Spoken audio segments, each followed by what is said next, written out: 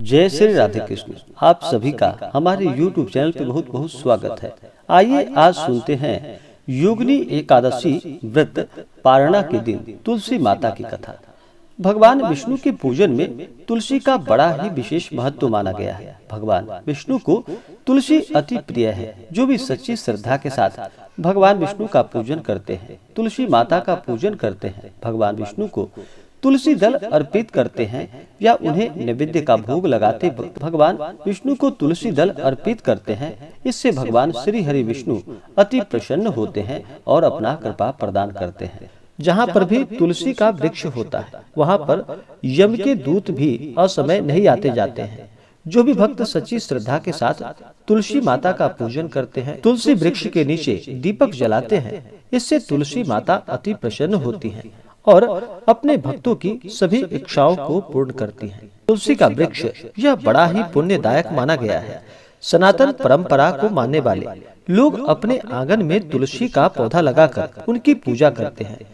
तुलसी पौधा जो कि जिसमें औषधीय गुण होता है, साथ ही यह घर के वास्तु दोष को भी समाप्त करता है। तुलसी भगवान विष्णु को अति प्रिय है। मान्यताओं के अनुसार तुलसी के पौधे को माता लक्ष्मी जी का स्वरूप भी माना जाता है। तुलसी जी के साथ जो कि शालिग्राम का विवाह भी करवाया जाता है कार्तिक के महीने में, यह बड़ा ही पुण्यदायक होता है और शालिग्राम तुलसी माता का पूजन किया जाता है। भगवान शालिग्राम जो कि भगवान विष्णु के स्वरूप माने जाते हैं। तुलसी की आराधना से भक्त के जीवन में सुख और समृद्धि का वास होता है। तो आइए सुनते हैं योगिनी एकादशी द्वादशी पारण में तुलसी माता की कथा। अगर आप योगिनी एकादशी द्वादशी पारणा के दिन हमें ब्राह्मण दक्षिणा, अन्नदान, वस्त्रदान आदि के लिए देना चाहते हो तो आप अपने श्रद्धा और सामर्थ्य के अनुसार हमें डिस्क्रिप्शन में जाकर के वहां से गूगल पे, फोन पे या अकाउंट नंबर के माध्यम से आप अपने श्रद्धा और सामर्थ्य के अनुसार हमें ब्राह्मण दक्षिणा प्रदान कर सकते हैं। तो आइए सुनते हैं योगिनी एकादशी द्वादशी पारण के दिन तुलसी माता की कथा। तो बोलिए प्रेम से तुलसी माता की जय, भगवान शालिग्राम की जय, भगवान श्री हरि विष्णु की जय, माता लक्ष्मी की जय, एकादशी माता की जय। देवी भागवत पुराण में इसके अवतरण की दिव्य लीला कथा बताई गई। एक बार भगवान शिव ने अपने तेज को समुद्र में फेंक दिया। उससे एक महातेजस्वी बालक का जन्म हुआ। वह बालक आगे चलकर जालंधर के नाम से विख्यात हुआ। वह बड़ा ही पराक्रमी दैत्य राजा बना। उसकी राजधानी का नाम जालंधर नगरी पड़ा। दैत्यराज कालनेमी की कन्या वृंदा का विवाह जालंधर से हुआ। जालंधर महाराक्षस था।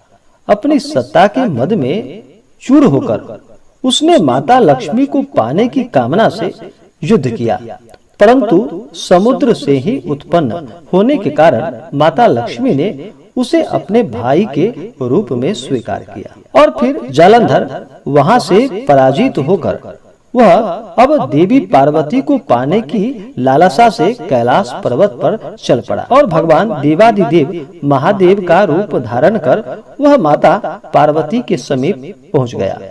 परंतु माता पार्वती ने अपने योग बल से उसे तुरंत पहचान लिया कि यह कौन है और इसके बाद फिर माता पार्वती वहां से अंतर्ध्यान हो गई।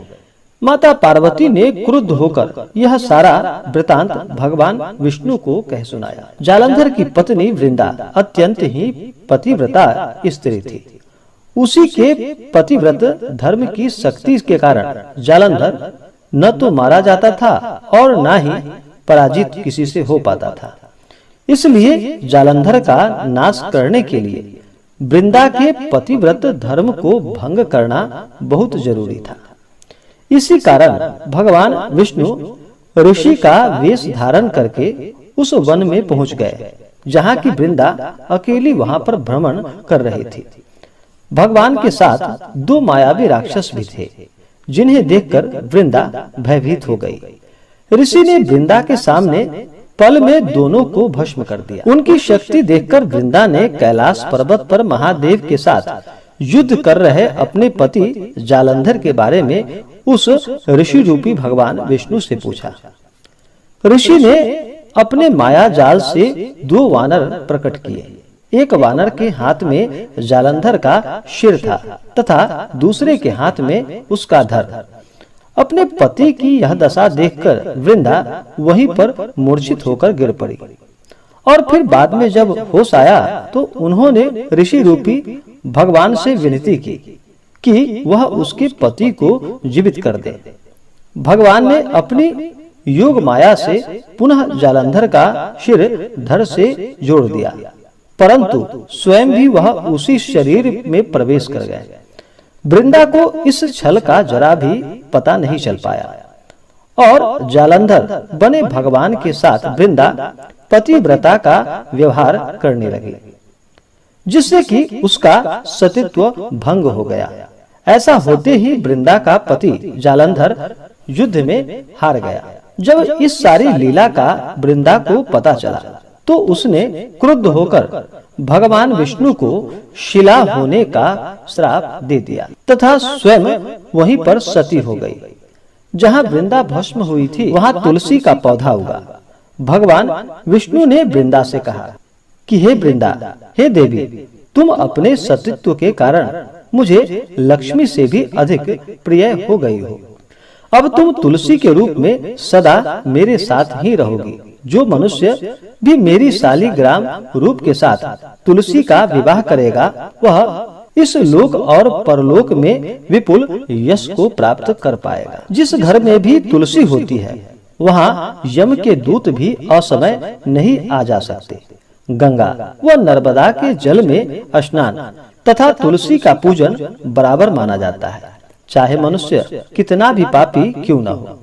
मृत्यु के समय जिसके प्राण मंजरी रहित तुलसी और गंगा जल मुख में रखकर निकलता है वह सभी पापों से मुक्त होकर और अंत में वैकुंठ धाम को प्राप्त होता है। और जो मनुष्य तुलसी व आमलों की छाया में अपने पितरों का श्राद्ध कर्म करता है उसके पितर को भी मोक्ष की प्राप्ति होती है। और तुलसी की कथा सुनने से या तुलसी का पूजन करने से अनंत गुना पुण्य फलों की प्राप्ति होती है।